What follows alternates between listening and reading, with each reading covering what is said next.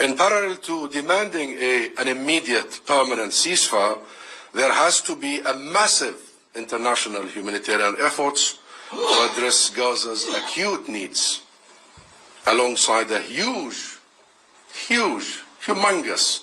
reconstruction efforts to make the area livable again. So families can send their kids to school again. They can send their children to hospitals to be treated again. Unlike Dr. Besesu, who had to operate on his daughter without anesthesia, amputating her leg, and I'm sure many of you have seen that horrifying image. We must make Gaza livable again, and as soon as possible.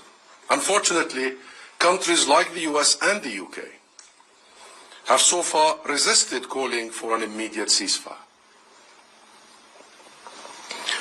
Do these countries really want to support what I have just described? This is the only meaning of it. Starvation, displacement, extermination of an entire population. With the UN Security Council at a stalemate because of the US vetoes, all eyes are now on the International Court of Justice, ICJ. South Africa's case against Israel at the ICJ is the first serious international effort at ending this appalling situation and demanding accountability after 75 years of being denied our basic rights equal to all other peoples. This is the first serious attempt. It came about because the international community has failed in its duty to protect civilians as per their own commitments and responsibilities as contracting parties to the international order, to the rules-based international order.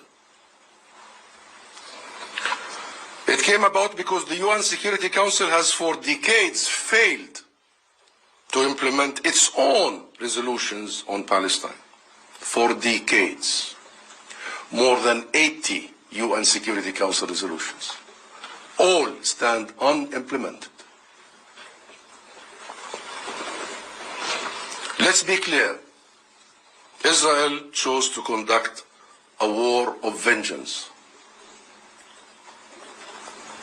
of genocidal rage.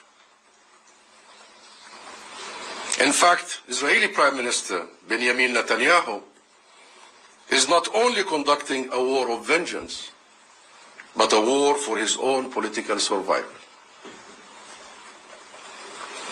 Netanyahu has already plainly stated that no one and nothing,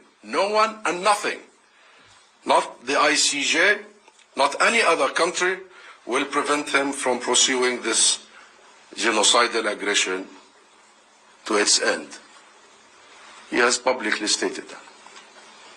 In other words, Israel has been clear that it does not intend to respect the findings of the highest arbiter of international law in the world, the highest court of the globe, the highest judicial authority for our human family.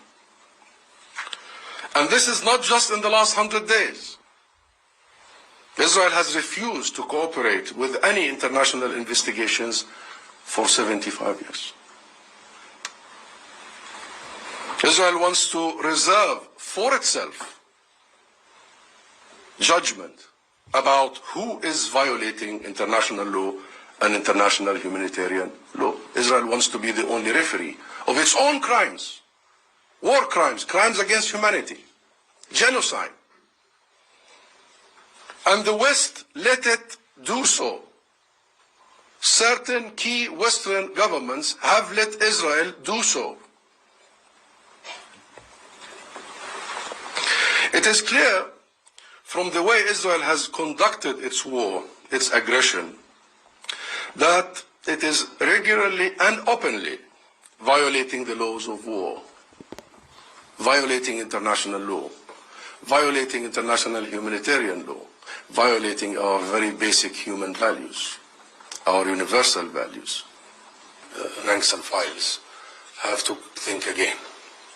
Anybody who thinks that the occupation could turn into a permanent reality has got to rethink.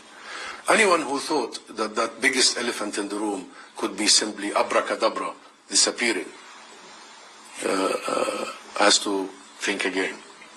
So yes, with that comes an opportunity for seriousness, for political will, for a momentum. It does.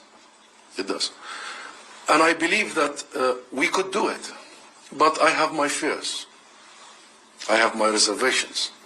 And the main reservation I have, the main fear I have, this tragedy that happened since the 7th of October, most horrific tragedy in modern history.